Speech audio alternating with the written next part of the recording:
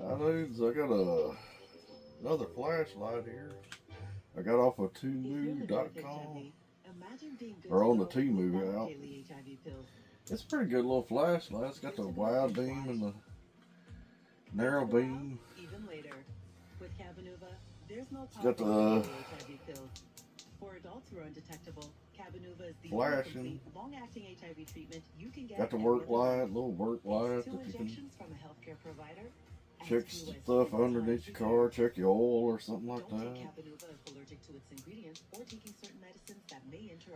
Got a low part of it.